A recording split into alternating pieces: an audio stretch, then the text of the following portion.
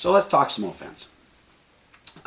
Again, we're looking at the offense from you, the viewer's perspective. Here is our offense coming out towards me. Here's the defense. We've got 6 DBs and a rusher right here.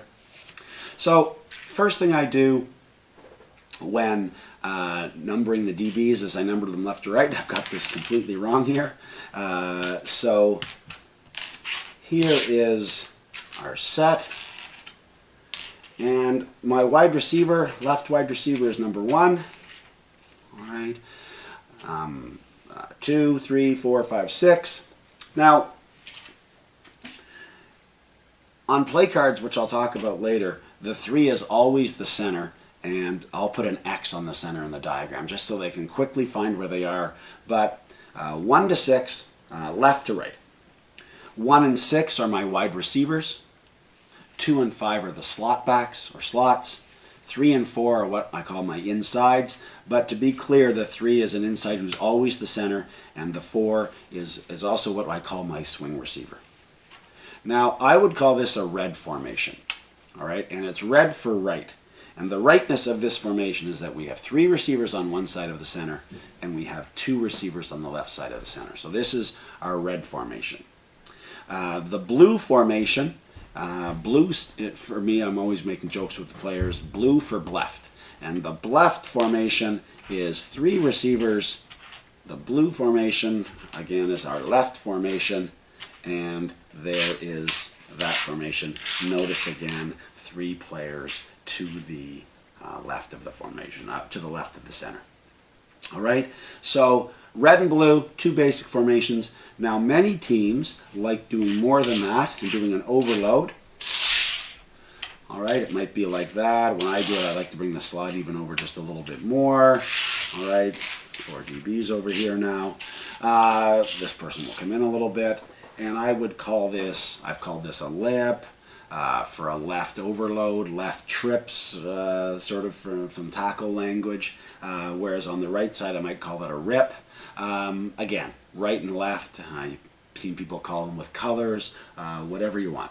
So I don't use a complete overload. Not many teams. As you get farther up, I don't see that formation very often. Too many receivers crowded an area, too easy for the defense to bracket. Definitely a lot of isolation though. So let's go back to a little bit more normal one. Let it set up here. So we number our receivers from left to right. Probably 4 formations. Throw in some halfbacks, which you can run off certain things.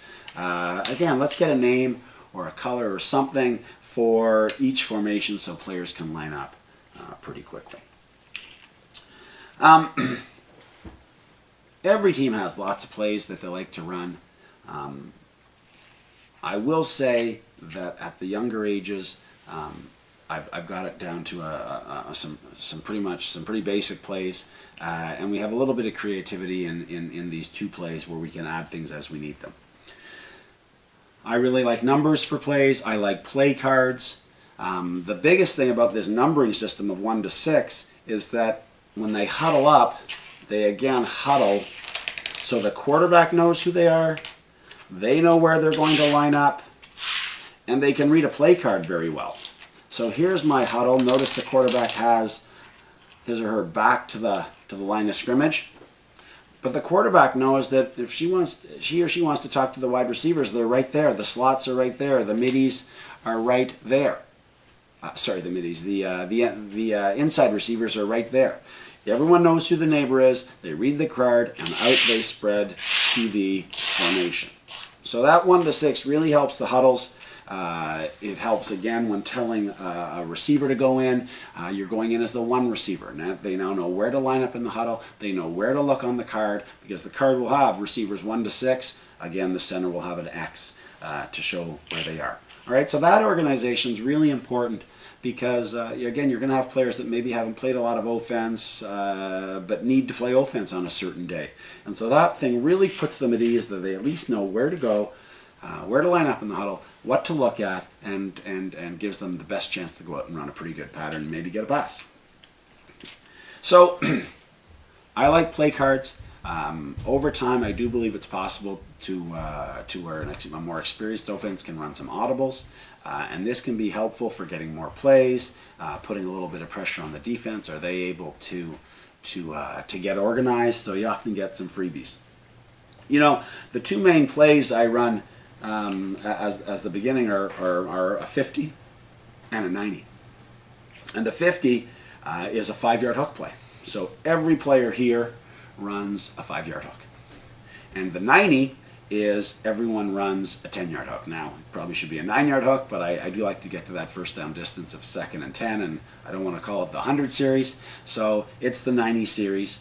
But from that, I run a lot of different plays off the 90 because that first number, 55, is going to tell you that the base play is all hooks. I must also tell you that to spread the field properly, the 50 will have these two players running quick outs, hook, hook, and that gets to a nice spread of the field, making the defense cover as much of the field as possible.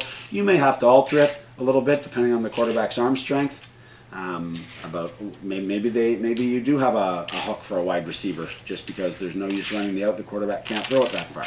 So how you line up, how close, what the exact play is, you're going to have to adjust it to your team. But 50 5-yard hooks. The 50 is a base hook play, but the one receiver knows that the quarterback is telling him to go deep.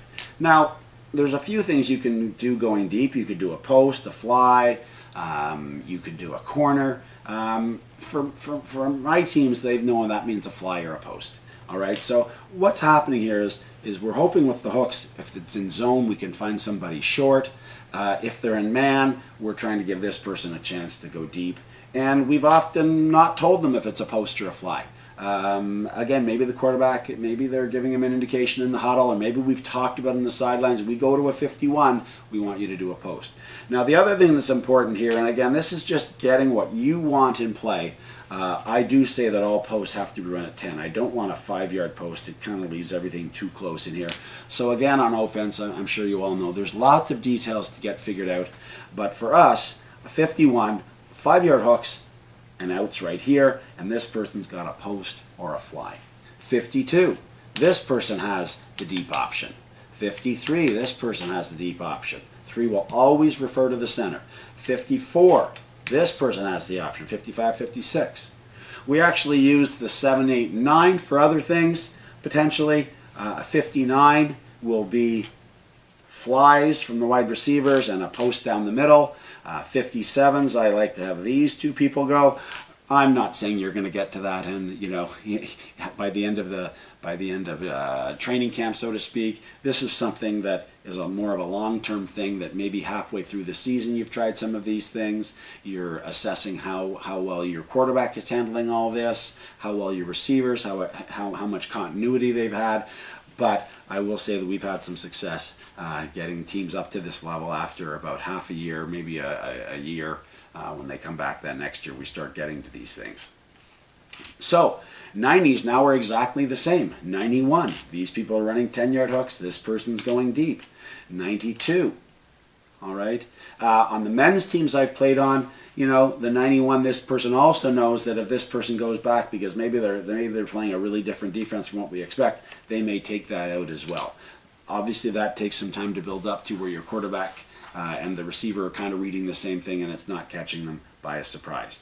But those two plays, the 50 with all of its little combinations, the 90, really form the basis of our youth offense. And then, to complement that though, we might say, let's run a 50 here, and then the quarterback talks to these two receivers and gives them something special in the huddle. Call a 50, and then quickly in the huddle, 10-yard out, and a fly. And so we've been able to communicate and not have to tell everybody what they're doing. And now we can just focus in on a special part of the play here in terms of something special that you want to give them. So that 50 and 90 form a nice base of what you want to do on offense. Now, lots of other plays you can run. I find that you don't want to go much more than 5 or 6 plays. Touch football is tough on a quarterback. That rusher comes in quickly. You do not have a lot of time to make decisions. And so to me, the route for success, personally, in terms of my play and coaching, we've tried to run fewer plays and really focus on the execution. It's hard to cover 6 receivers, so focus on having that quarterback find who's open. The other thing is, many times quarterbacks are throwing a lot of good completions and the receivers aren't able to catch it. I look at that as the success for the offensive plan. You're throwing to somebody open. Now at this point you're going to have to work on catching more than the strategy, because you're throwing to open people. But some cards, show them in the huddle. I'll show you another play that I've used that can be very successful, and again how it can be enhanced with a few. I think this might be called, again, a 30 play, but it involves a quick out, a hook, a fly, and an out. And so again, you can't really see that there very well, but we've sort of brought a lot of people over here, and I give these 2 receivers all sorts of combinations. The first combination is a post and a quick in, but another combination is a corner and a quick in. So the point is, we have some receivers here in the 30 series. This part never changes, and we are able to make little changes with these 2 receivers over and over again. All right. The other little play that I'll run that has worked well, especially with defenses, because they don't want to give up the big play, and it's pretty simple. Flies, and these 2 players run quick outs. And defenses don't want to jump up too much on 5-yard nice square outs. If they do jump up, you can often get something in behind. And you could easily modify this if you wanted to, which 2 people are running the short patterns. Maybe you want this person and this person to run a short pattern and the rest of them run flies. So pretty simple, really focusing on the quarterback and receiving skills. It's not about necessarily having too many plays. I have found that to run less plays really well, really coach it up well, has been the better route for success when it comes to setting up your offense.